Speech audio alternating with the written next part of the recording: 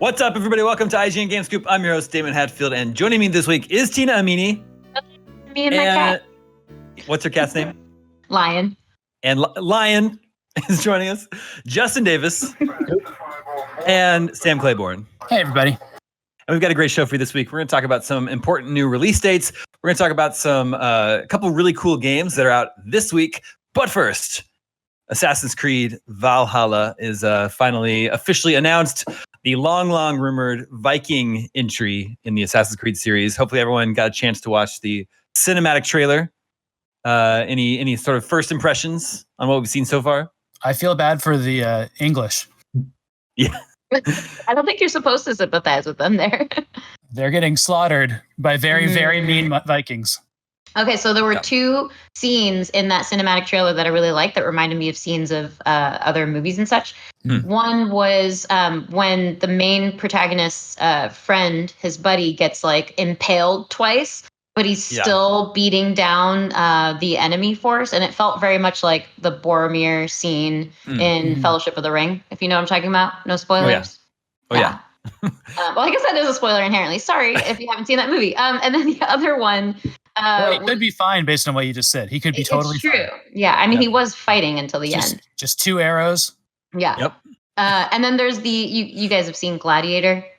Yeah. Yes. The Emperor, when he's like just his whole demeanor, the sort of like petulant king demeanor. That also was very reminiscent. Anyway, I like it. I think they spent a lot of time like doing the cool thing where they, made a game that I want to play that's about Vikings. And then they're like, but also it's an Assassin's Creed game. And they would start slipping that stuff in, like the bird. And then, of course, the stabby wrist. It was really cool how they did that. And I would totally play that game if it was just about Vikings.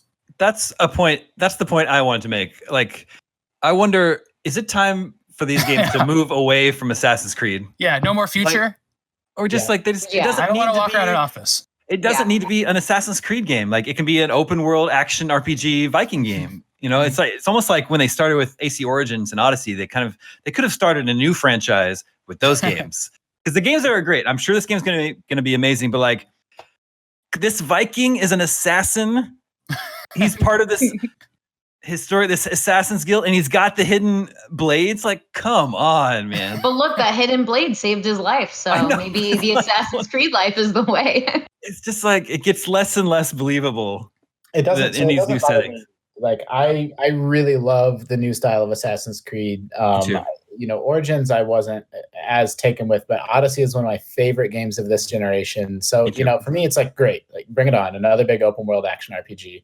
But I have seen an undercurrent of like people that miss the old style of Assassin's Creed.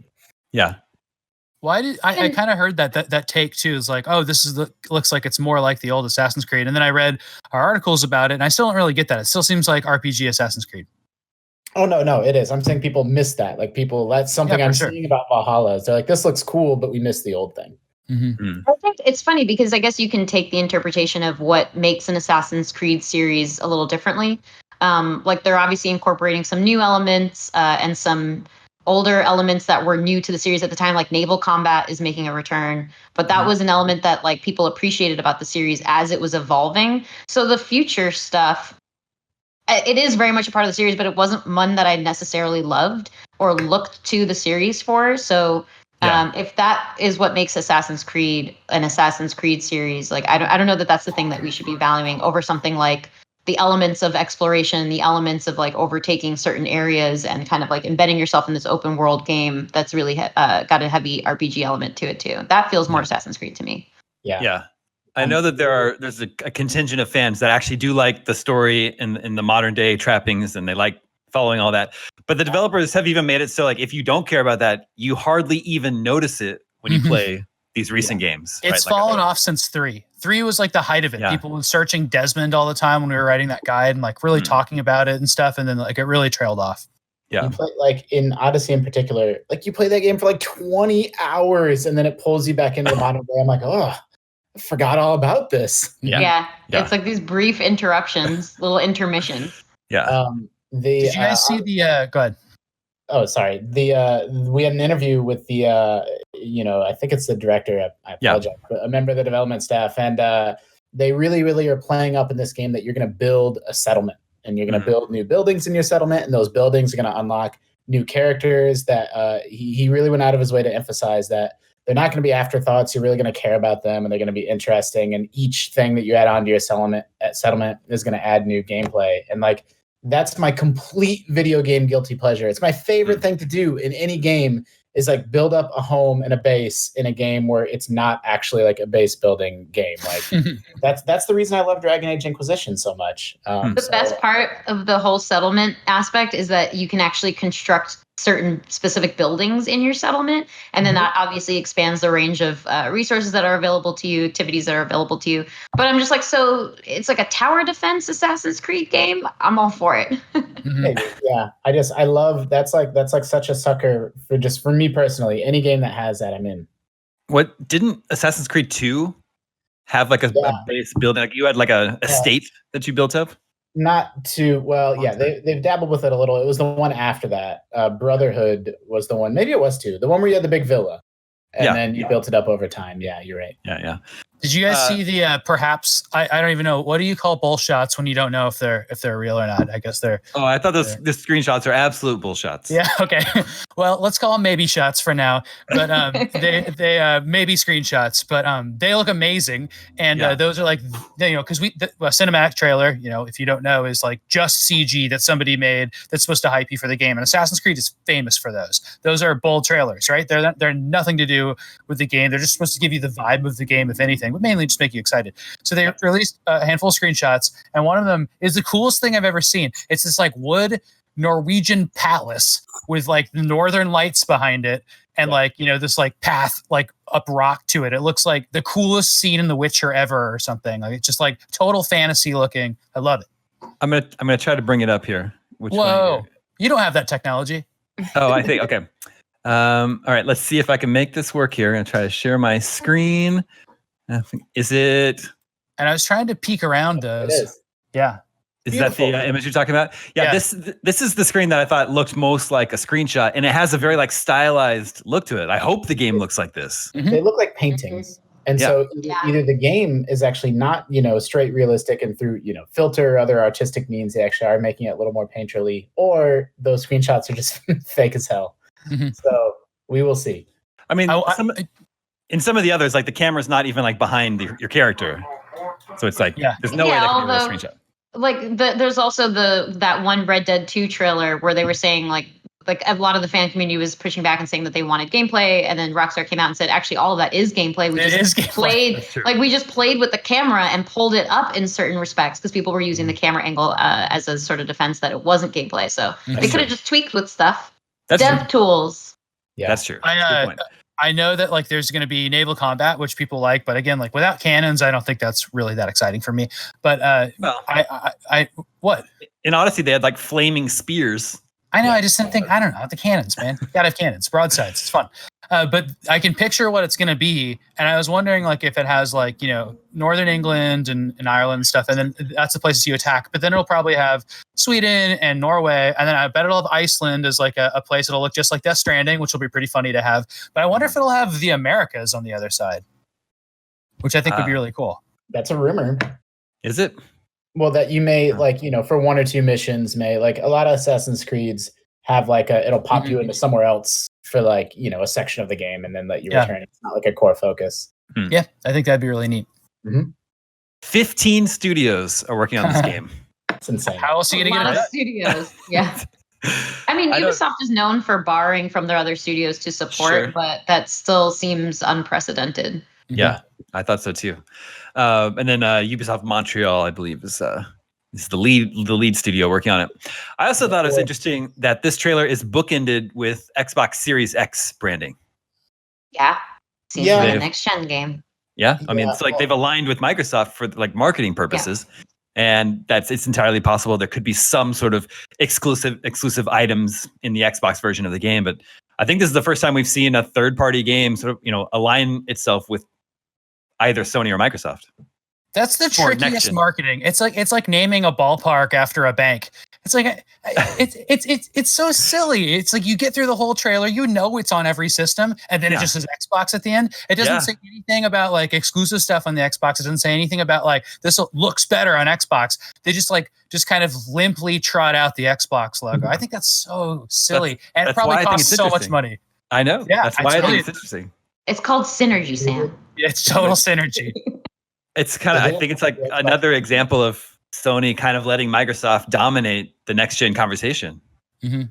Yeah, I mean, they've been more prepared to come out outright with this stuff, and we just learned that there's going to be an Inside Xbox next week too. So they're just like, one after the other, knocking them out of the park. Yeah, for sure. And then finally, it's been given a holiday 2020 release window. Do you think does that make you think it'll be a launch game for next gen consoles? Oh, good question. Because the holiday to me means after October, November or December. Yeah. So when was Watch Dogs 3 delayed to?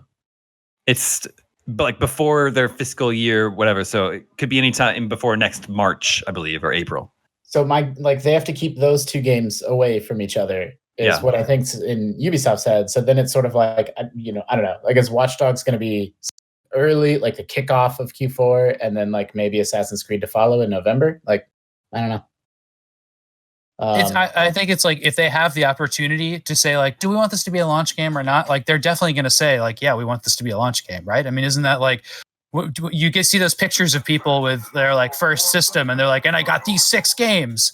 You know, like it's like that's like such an exciting thing to be a part of.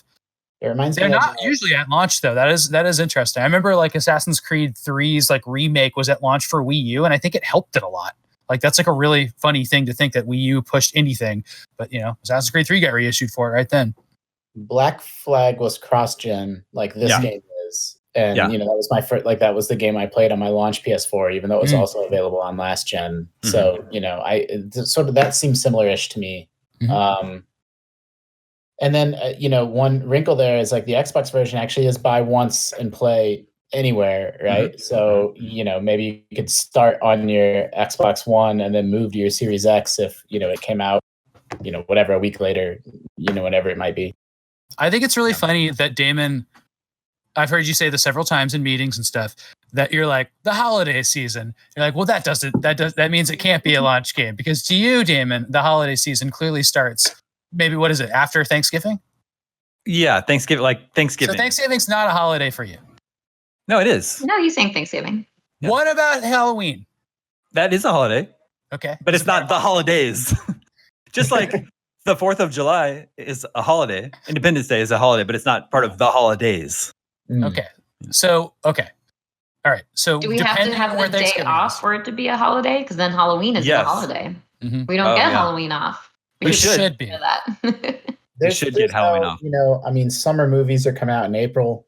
The whole thing's made up. Yeah. Time doesn't matter anymore right now. No, it certainly doesn't. That's a good point. Although, man, our Halloween episode is going to be really strange. Yeah. We can still pull off co-op mages. Yeah? Yeah. This year. Yeah. I want to do co-op mages this year. Big bushy wizard beard. We'll just order everything now so that it comes in time from Amazon. Exactly. Seriously. Non-essential purchases. I have a really cute mage outfit in Animal Crossing. Yeah, me too. I got a mage's hat, and people call it a witch's hat, and I correct them every time. Dear sir, I must correct you. It's a mage's hat. I know. Yeah, well, that's exactly how it goes.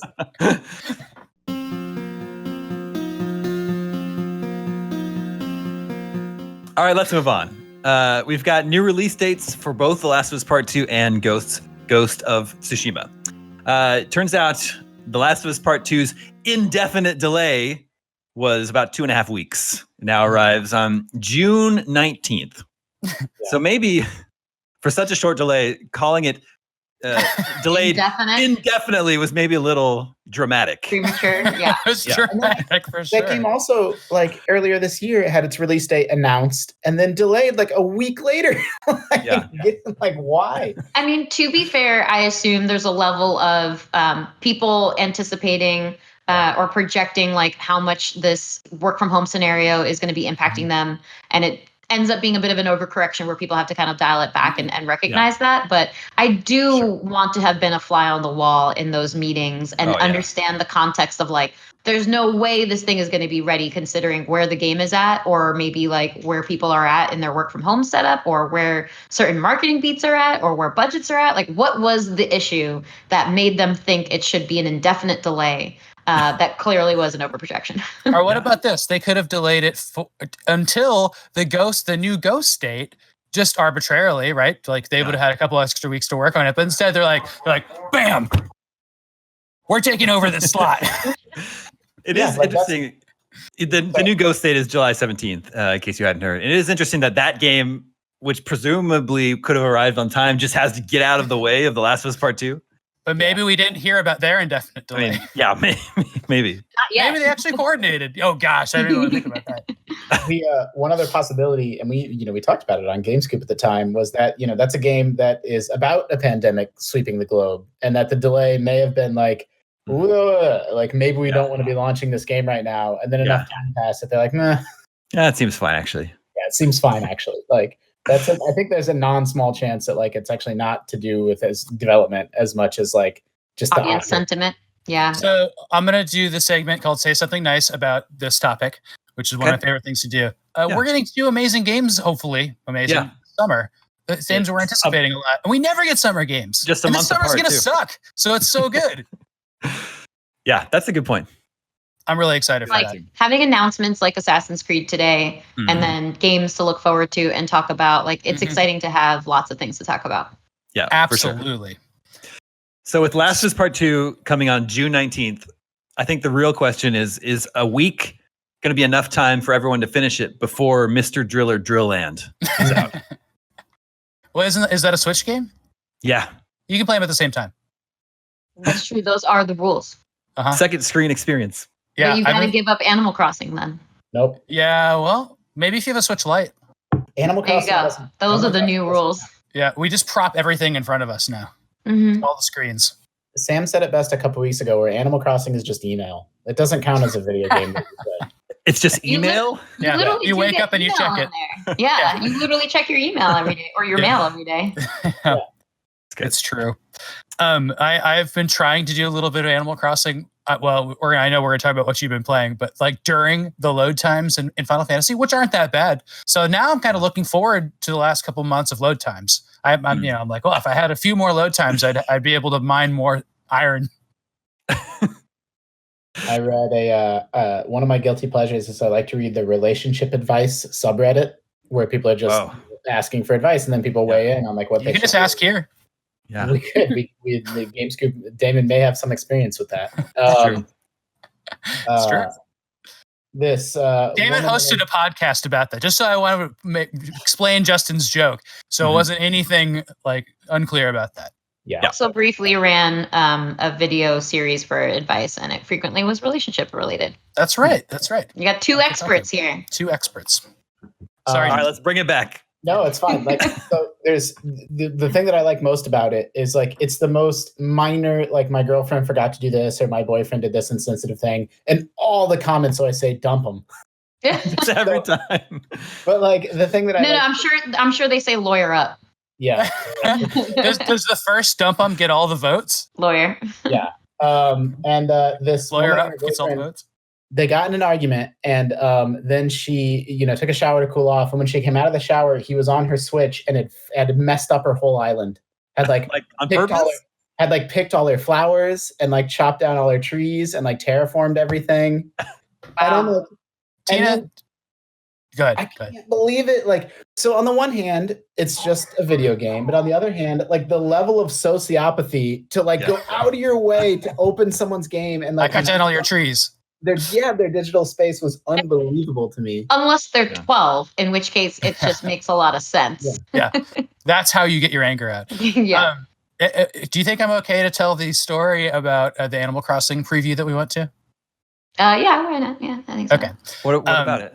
Well, so you may have already told this story, but was it about how they wouldn't let me mess up the town? I think you mentioned that at our PAX panel, which we ended up publishing. Yeah. Okay. Because it was the same idea where this person was like, like you're playing this demo in my town, And at the time, I thought you could report animals and get them kicked out, which is not the case. That's not how you get animals kicked out of your town, although you can get them kicked out. And so I was going up and talking to it, and I was like going through the dialogue, and like, please stop, please stop it, please stop saying no, please back out of that, please stop. Yeah, because the Nintendo employee who was giving the demo, you were playing her save file. Her save file. That's why. That was the story we got. But that might have been a kind of a flourish of maybe a creative way to explain, like, don't do things that are not, that are under embargo or something like that. I have no idea. I don't know. I mean, do you think maybe they time traveled and they wanted to hide that fact, and so just pretended like it was somebody's long, the reason I'm saying that well-kept island? The reason I'm mainly saying that is it was on 3 different Switches. Yeah, that's a fair point.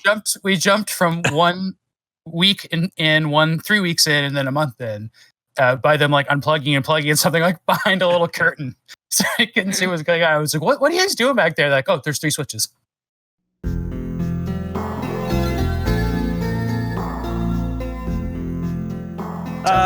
Okay, let's move on. But we're gonna stick with the Switch. I thought this was super cool this week. A Neo Geo Pocket Color game was released on Switch this week.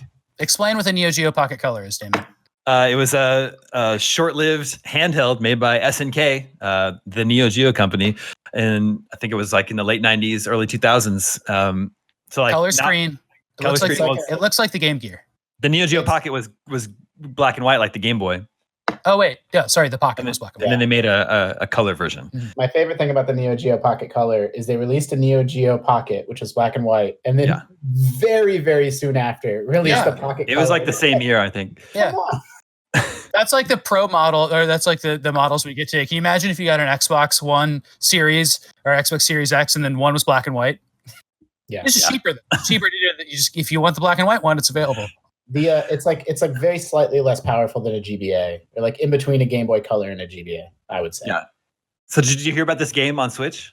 Mm-hmm. No. The gal girl fighting game? It's called Gals Fighters. Yeah. Gals Fighters. Yeah. And then the game when it's presented on the Switch, it's framed by the Neo Geo Pocket Color on screen, so it kind of looks like you're holding that. I think it's awesome. I've actually never played this game, but I read up on it, and people say it's a really fun, solid fighting game. And I just hope this is like the start of a new trend of obscure Neo Geo Pocket Color games getting released. Is that an SNK Switch. game? Yeah. Okay. It's like SNK, female SNK fighters from various games, like Fighting History. Is that in the collection? Samurai Showdown. No, there's nothing. That was Neo Geo. There's no Neo Geo games in the SNK. Well, I don't want to say that for sure. But there's certainly no Neo Geo Pocket games in the SNK 40th anniversary collection. Mm-hmm. Okay. Is it River City Ransom-esque? I know you just said it was fighting game characters, or is it a fighter? It's a fighter, like one-on-one. Okay. Fighting game. That's super cool. Cute.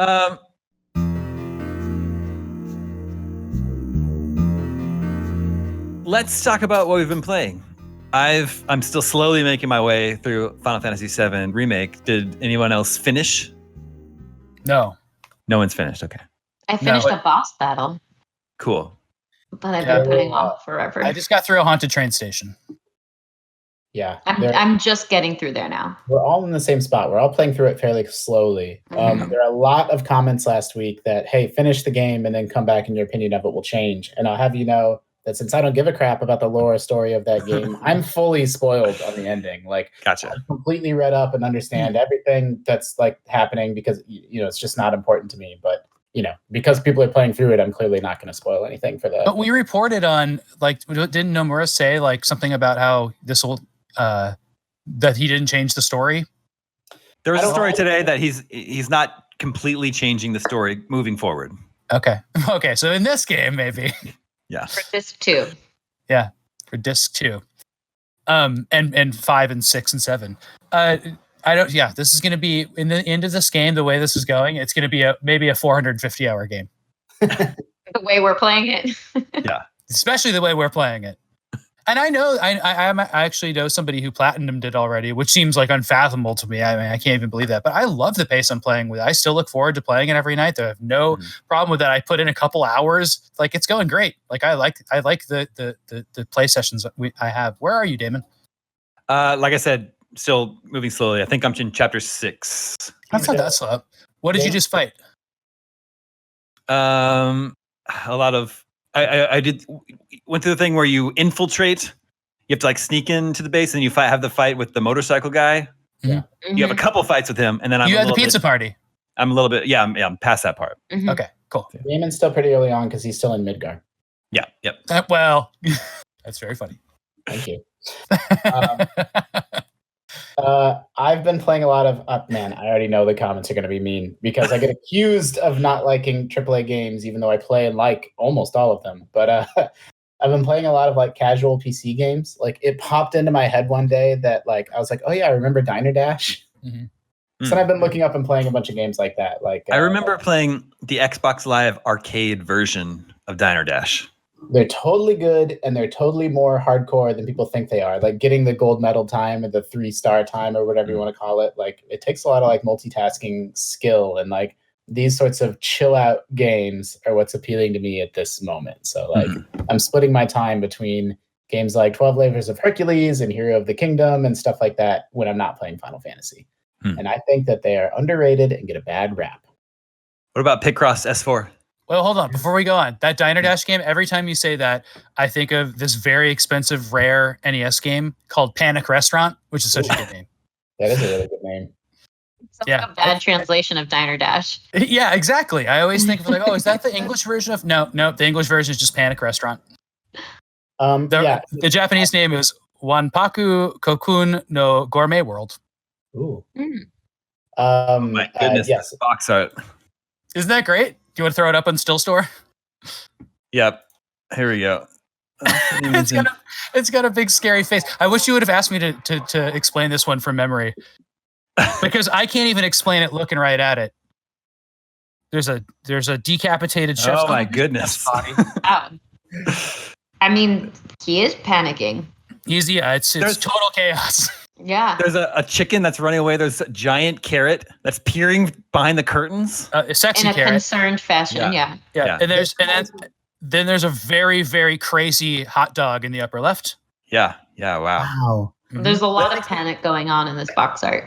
And then there's just a Jello mold on the ground there because for no reason. The Jello mold has legs. Yeah, of course it does. Right. Okay. All right. That might be a hint of the gameplay.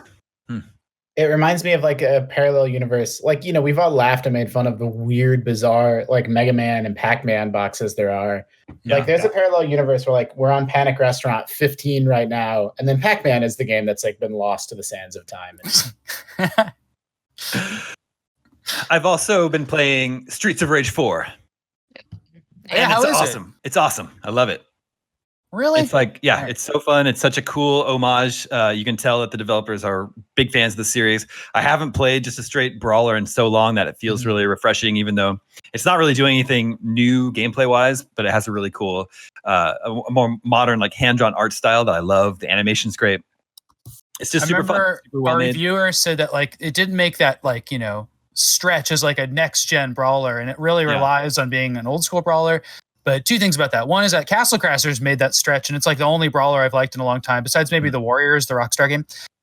And I like it when people are stretching the brawler genre. I think it's really cool, but it's fine. I should check this one out. But the other thing is that we put up a guide for this where these like really secret unlockable levels. And it was so cool. Like I edited that guide and I was like really interested in that. And I thought that was like there seems to be a lot of cool secret stuff in the game. And I thought that was like a good thing to put in there. Yeah, you can unlock more characters. You can unlock retro pixel art characters. I really like, there's a point system and the points matter because that's how you get extra lives. Cool. Like while you're playing through level, it'll say like 2,000 more points to go for an extra life. So that incentivizes you to try and rack up combos, and you can find bags of money and like, trash cans and stuff that will lift your score. So that's really cool. And then your accumulated points across the whole game that you've played, that's how you unlock these new characters and levels and stuff. It's awesome. I like it when you play through a game and at the end of the game, it unlocks a point scoring mode. Resident Evil 3 kind of does that. But Halo 3, I remember, had a really cool arcade mode like that where you could accrue points and stuff like that. I thought that was really clever. Go ahead. I want points to come back in video games. And it's funny, there's an era, like Mario 3 is the example that's popping into my mind, where the points don't do anything. Like they just don't, they serve no purpose, but like games had to have them. It was just a thing in video games. Yeah. And so you just accumulated them for nothing before they finally decided to just cut it. Like I want Assassin's Creed Valhalla to I just want you to score points for people, and it's just there. I wouldn't mind being able to spin them too. Yeah. Well, it's like rankings after like a shooter match, or like S rankings for combat, that kind of thing. Still sort of exists. Yeah, it does. And there's leaderboards for legitimate games with point score, right? Like that still exists. But the funny thing that Justin brings up is that in Mario, if you just played Mario every day for the rest of your life, you would have the highest score in Mario on Earth because you just play through the game again.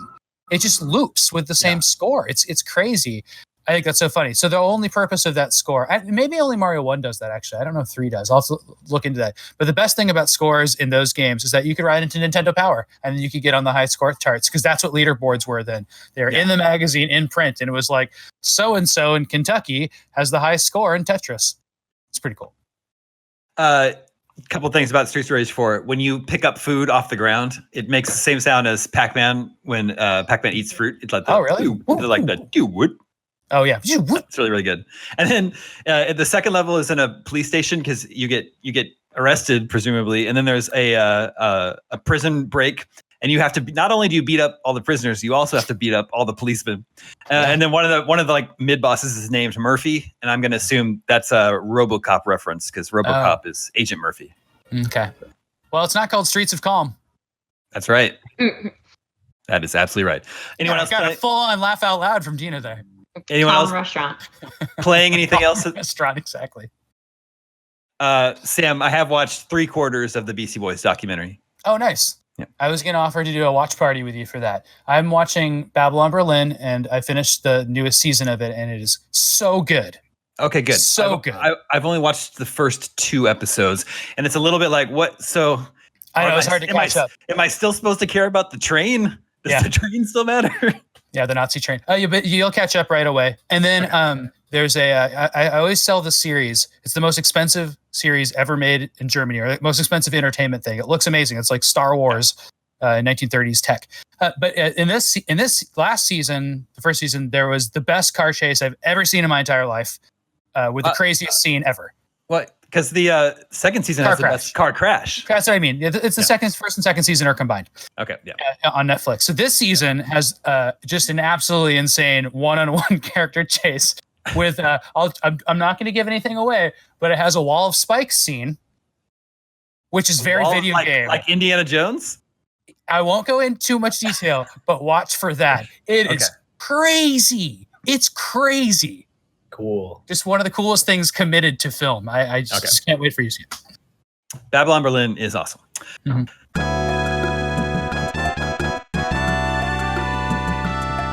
Let's check in with the listeners. Hi. Hey, listeners, remember you can always reach us at the email address gamescoop@ign.com, just like Nathan did. Nathan says, I'm a longtime viewer, big fan of the show. I grew up playing the NES and SNES the most, and I still can remember the tunes in games like Super Mario Bros., Legend of Zelda, Mega Man, Ninja Gaiden, etc. But with modern games, I couldn't tell you a song from something that I played last week. Do you think something was lost when consoles changed from chip tunes to orchestral soundtracks? I've noticed a similar thing that's happened with movies, where they mostly have stopped creating theme songs, and I find myself missing tracks like Danny Elfman's Batman theme and John Williams' Indiana Jones theme, for example. What are your thoughts about this? Well, they still do theme songs for TV shows. Yeah, like Game of Thrones is a very recognizable theme song, right? Exactly. I think he's attributing the reason he can't remember modern music to the wrong thing. I think it has more to do with the fact that those old games had 45 seconds of music that you listen to for 100 hours over the course of years and years. Yeah. I wanted to bring that up. Is that driving you guys crazy in Final Fantasy VII? It drives me absolutely crazy. What does? They took the music from the PlayStation game and they orchestrated it, but a lot of those songs in the PlayStation game loop about as fast as an NES game. Even though they had a CD to do Redbook audio on, they could make it all fancy. They loop their songs really fast. So like the battle music is all great and everything, but there's some of the stuff like the wall market music. It's so annoying. And it sounds like this like weird like casino zone Sonic the Hedgehog music, and it loops so fast. And because I'll pause my game and play Animal Crossing for a little bit, and I'm like, God, this music's driving me crazy. It's sorry, Tina, go ahead. I was just gonna say each location has a different song. So like some of them are a little bit more repetitive than others. So it depends where you're pausing for a long time. Like I haven't noticed a lot of it, but I don't do the pause play Animal Crossing thing all that often. I would say 20% of the reason I'm playing that game is for the music. So it's fine. And when it's good, it's good. I don't get me wrong. Like I love the battle music and I love some of the when they reorchestrate Aerith's theme and there's like all these new instruments on it and it's like really cool and they're playing it throughout a cutscene. That's all great. But it gets locked in these little grooves that like when I was playing the Switch version just months ago, I was annoyed by that too. It was like it has some low points in music. But then again, I'm an FF6 music guy, so. It is true that something was lost when consoles changed from what he calls chip tunes to orchestral soundtracks, because it used to be that video game consoles had a sound chip that generated all the music for every single game. So it was like consoles had a house band that played the soundtrack to every game that you played, and it had a very similar sounding quality. So I do miss those days where every game on the NES sounds about the same. Yeah. Whereas now game soundtracks can sound like whatever. That's one of the earliest conversations I remember having about a video game. My grandfather was like, I have a Commodore 64. I was like, 3 or 4 years old. I was really, really young. And he was talking about how it has the best sound and like it has the best like sound chip in it and what is different from the NES or whatever. I remember that conversation really well, and I couldn't really notice at the time, but now I notice when I hear a Commodore game, I can always recognize that it's a Commodore game. Yeah, for sure, because of the tones it generates. And I have another funny fact. Before Atari invented their Poke sound chip, which is in everything, like games like Pong, they don't have a sound chip, but they make sounds. And those are like totally accidental. It's like a chip making a wave sound that they're just hooking up to a speaker. That's like it's just going back, back, back like that. That's like what an alarm clock kind of generates when you don't have a computer inside of it. Like that's a very weird way of making sounds. It's really cool. Yeah, weird mechanical sound. Chiptunes, I don't know, like they're really important to me and like such a part of my youth, and definitely something I have a lot of nostalgia for. And this is not like a new thing, this has been a decade plus that it's been this way, but like that bleeding over into like more mainstream, like that stuff has been all over the radio for a long time now in like #1 hits, and like Lady Gaga and everyone else on earth that's like incorporated this like video game culture into broader pop culture, and like that brings me a lot of joy and pleasure to see that stuff come through in a more like, I don't know, when we were growing up, gaming wasn't what it was today, right? And like it's nice to see that as the young gamers have grown up into adults and creators, that now that influence can be felt across popular music and other forms of art as well, in my opinion. There's also just like an inherent kind of like that nostalgia factor colors your perception of it because it's associated with memory, and so that's like deeply associated with emotions too. So it inherently feels so much more impactful, which is a good thing. Like it's nice to recall things on that level and kind of like recite a lot of those memories. But at least the good thing about orchestral soundtracks these days is like it makes for a more immersive setting where people are trying to match storylines and environments and storytelling in general with beats and music. And you can tell like when a big boss battle is coming, or you can tell like when there's something really devastating happening on screen. So like as we get to a level of development where we can expand worlds and make it be this more believable lived in environment, like music is part of that experience too. So there's value to both. And it is good, as Justin said, that it still exists in a modern world in different interpretations and in different media.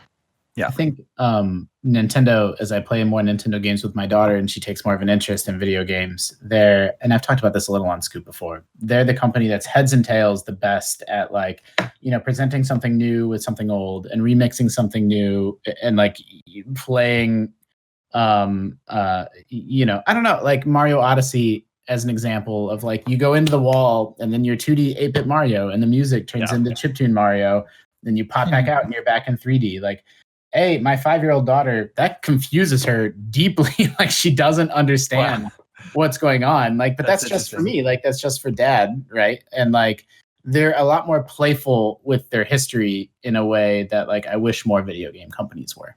Yeah. So many recent games have pop music beats. Control has that. Red Dead has that. I'm trying to think. There's one other I just had in my mind that where just like suddenly a singer. Well, Last of Us I think it has it too. A singer songwriter comes in, or a theme song happens, or something like that. I think that's like a really cool thing to do, and I haven't liked it too much. Death Stranding did a bunch of pop music.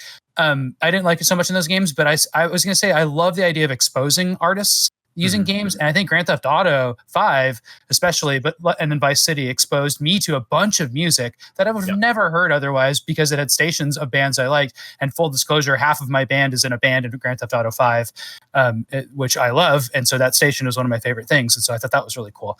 But I really, really think that like it would be on a cool responsibility to take on to be like, oh, I can actually spread, people that are playing video games. Maybe I can introduce them to music, not necessarily orchestral, but pop music. I think that's cool. Yeah. Now, Nathan also says, thanks for taking the time to read this. I have a 20-question suggestion specifically aimed for Sam. I've been there. It's going to be a hard mode one, and there's a couple other things I want to get through in this episode. So maybe we could circle around back at the very end, even if it's just Sam that participates in that. Have we already mentioned the game? We have not. Okay, so it's not Panic Restaurant. That counts as one question. It is not Panic Restaurant. Every couple Now, conversations, I'll ask you a question.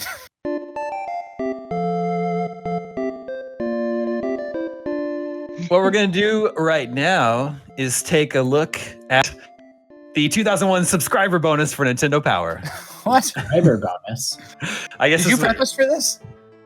There's nothing to prep you for. You can click on Damon's thing to make him bigger on your screen, by the way. That's what I just did. That's probably crashed my computer. I assume this was something that only subscribers to Nintendo Power can get. It would, but although then again, that's the only way to get Nintendo Power, isn't it? Was that color of Advance available? That's what I was gonna. That Game Boy Advance seems fake as hell, and I think it's showing the N64 game Yoshi's Story in the screenshot instead of Yoshi's Island. That's what we funny. call a bullshot. Yeah, that is definitely a bullshit. This was like the whole point of this issue was to get people hyped for the GBA. But I wanted to focus on this segment where the pro picks are supposed to pick underappreciated games for recommendations. So sometimes great games and accessories go almost or just don't get the recognition they deserve, until now, that is. So we surveyed 10 Nintendo Power and Nintendo Online staffers to unearth some overlooked gems from Nintendo platforms and present. So members of Nintendo Power, and then I guess Nintendo Online was a separate editorial staff, maybe? N64.com. Yeah. Exactly. So Power Pro Drew Williams, he picked Rocket Robot on Wheels, and he says Sucker Punch's excellent title suffered from a glut of high-profile platforms. I didn't know Sucker Punch made that game. I didn't either. I knew they did the Sly stuff. Yeah, the developer of Ghost of Tsushima made this N64 game. He also picks Harvest Moon 64, Warlocked, which is a Game Boy game that I know Craig Harris reviewed. Power Pro Chris Shepard. What did I want to highlight here? Oh, he also picked Rocket Robot on Wheels. Has anybody played this game? I don't remember that being championed. Yeah. Let me see if I reviewed it. They also say Chris's job title, pre-press and design assistant, doesn't explain much. The plucky Scorpio spends most of his busy day playing games. Why did they astronomy? I hate it. I hate it. Kill it. So, a lot of people have nostalgia for it and love, 3D platformers. I'm a huge fan, but there's not actually that many, right? There's Mario 64 and Banjo-Kazooie, and then you had Spyro and Croc on PlayStation. So it's Rocket is one of those games that existed in the tier beneath the top tier, along with I don't know, community. We gave it a 9. Yeah. Rocket Robot on Wheels. There you go. It sounds like we got it right. Who reviewed it? I'm finding out right now. I'm scared to look. Mac has to be seen. All right. Power Pro Jenny picks the Game Boy camera and printer. Says it's amazing how many super cool things you can do with the Game Boy camera. Little movies, funny songs, wacky photos. Grab one, find the player's guide, and create. There's a player's guide for the Game Boy camera. Weird. That's what we've lost. Must have. You lost me? What? You were distracted. Yeah. Oh, I was looking at my phone, so I was really still. I was going to read you a quote from the Rocket Robot on Wheels review, but you don't need to hear it at this point. It's fine. All right, let's move on.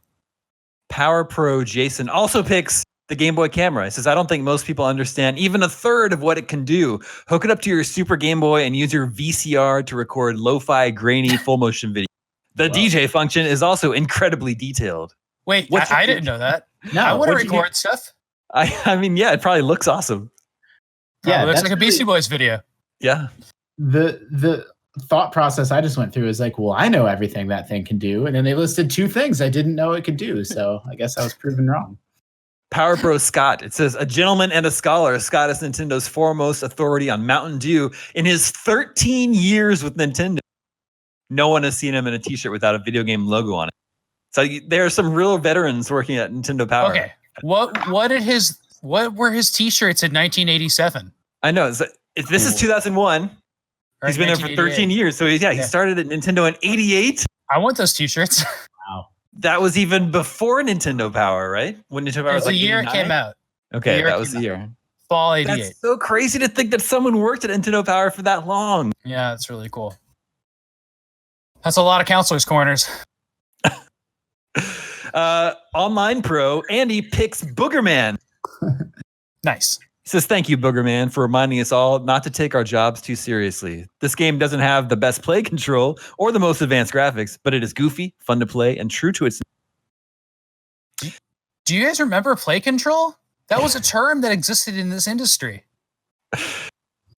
He picks a Game Boy game called Pro Dart. He picks a darts game for Game Boy.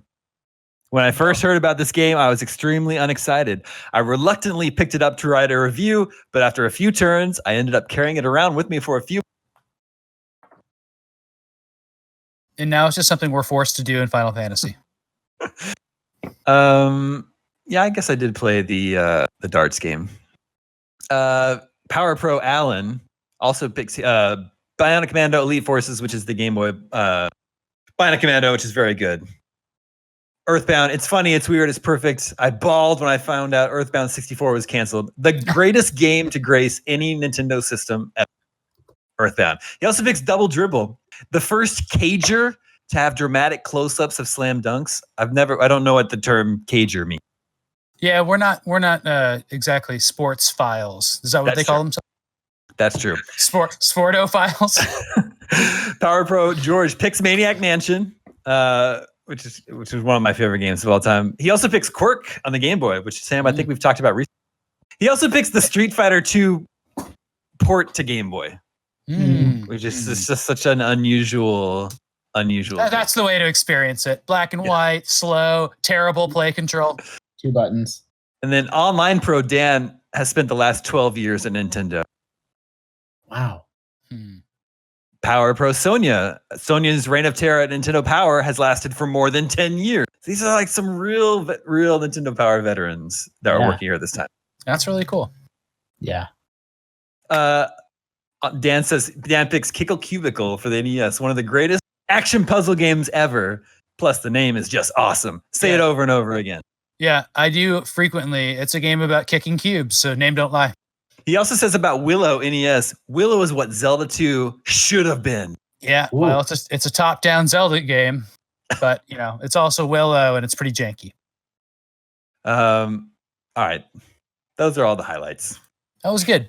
Yeah.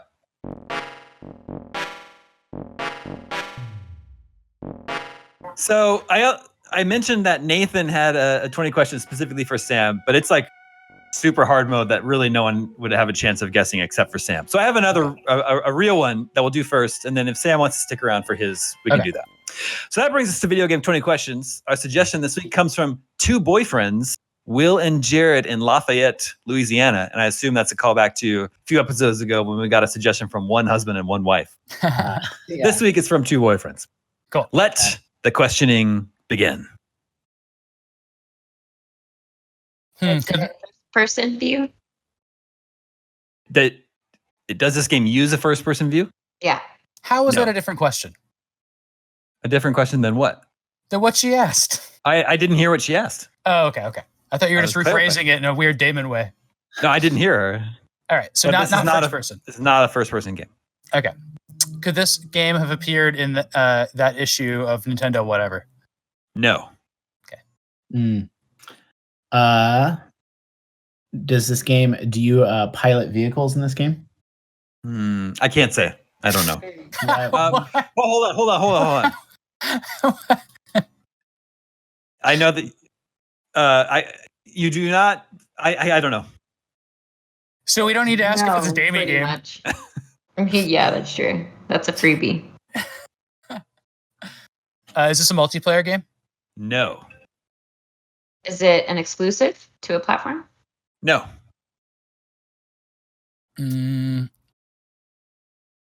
this on current gen consoles? There is a way to play it on a current gen console. Okay. I don't like that. But it did not get it did not get a release on current gen console. Oh. But then what's the way to play it? Oh, so like a backwards backwards compatibility thing? Yeah. Is this a Xbox 360 era game? Yes. Okay. Was it on what was GameCube? Gosh, I'm getting so mixed up between Wii or Wii U. Was this on Wii? No. Okay. No. Is it a sci-fi game?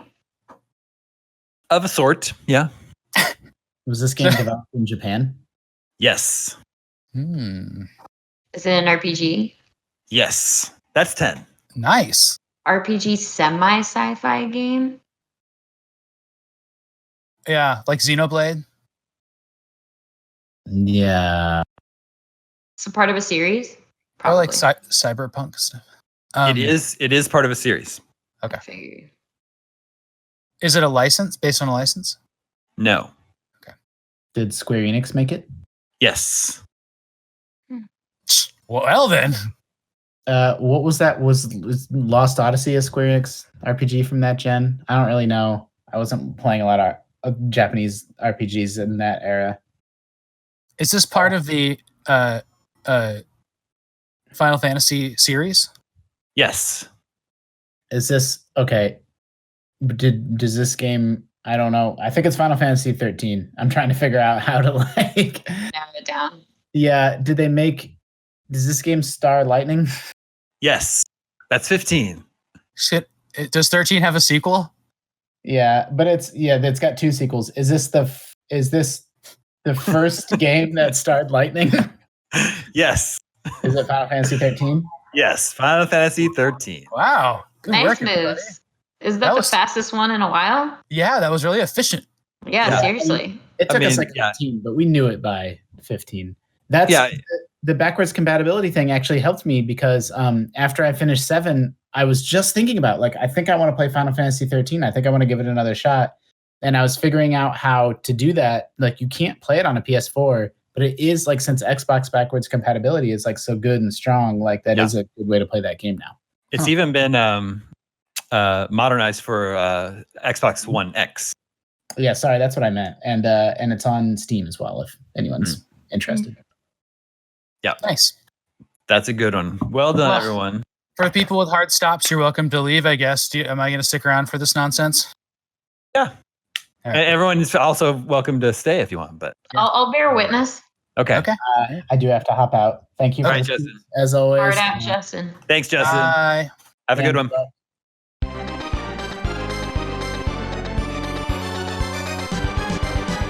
All right. Okay. As a hint, remember this is from Nathan. And Nathan says, it's one of the few games I could ever get my Redacted to play with me because Redacted enjoyed Redacted in it, even though it had a Redacted. What? That's Let cute. the questioning begin. So it's maybe like my dad liked playing it because it had hockey in it. But And feel free to participate, Tina. yeah. Okay. Jeez. I'll Helps lead it. it in the opposite direction. Is this from before 1990? No. 90s kids will remember. Is this on a Nintendo platform? Yes. Is it on the Super Nintendo? No. Is it on the Nintendo 64? No. Boy. So it's on either their portable system or the Virtual Boy. But you wouldn't play that with somebody. I have to imagine you've played the game if it's for you. Yeah, or it could just be like a collector-y game. Mm. Is this a I'm just gonna have to keep on asking the consoles. Is this an NES game? Yes. Okay. NES That's 90s game. I can actually get these pretty well usually. It might be Panic Restaurant. See, I played this game. You already asked. I You played already this game- asked if we mentioned it. But I played this game with my chef, because he really liked that it had screaming hot dogs on the cover. I Mad Libs it. That was very sarcastic. Let's do. Is this based on a license? No. Is it a sports game? No.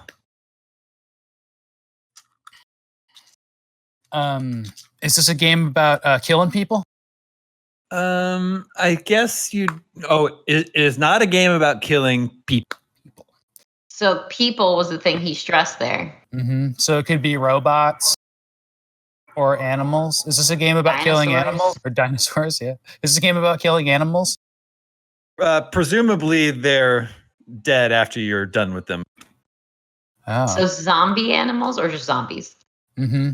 Or they're dead after you're done with them. Maybe means that they're like not knocked off screen or unconscious or something. I see. Like you're just it's rated whisking them out of existence. Yeah, it's PG. Mm-hmm. Is this a top-down game? Yeah, I think you would say that. That's 10, by the way. Well, you'd think I would say that. I think anybody would say that. Okay. Yeah. Does this have puzzles in it? Yes. Okay. I'm thinking this is Fire and Ice, Kickle Cubicle, or The Adventures of Lolo, or Scheherazade, or something like that.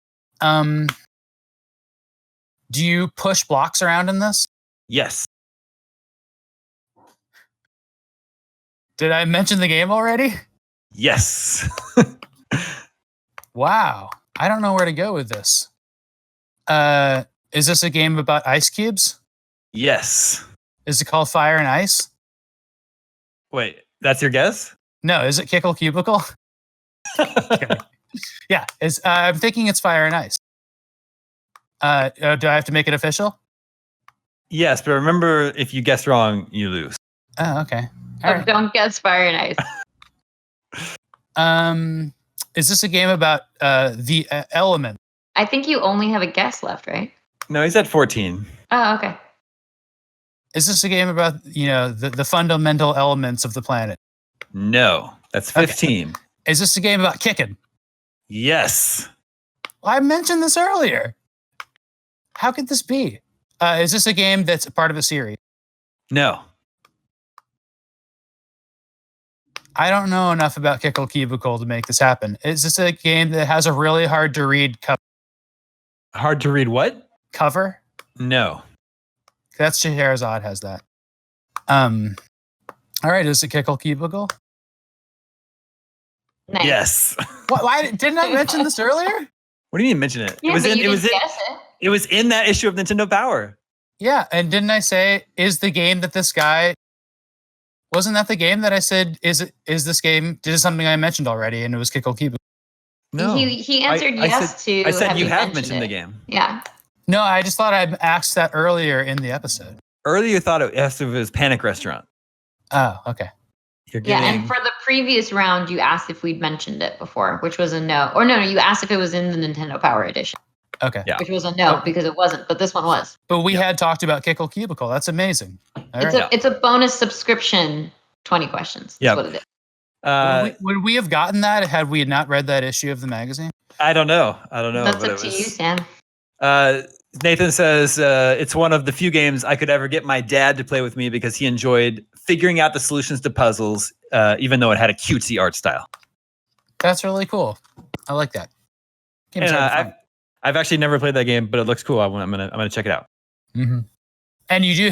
It's so weird that it has ice blocks in it. Yeah. Tango. All right. Well, that brings us to the end of another episode. Not as many technical issues this time. I'm happy about that.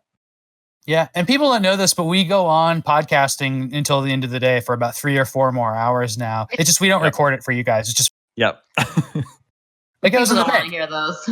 Yeah. I mean, they're really fun. They're really interesting and fun and informative because we're great to hear talk. So there's that. But like you guys would.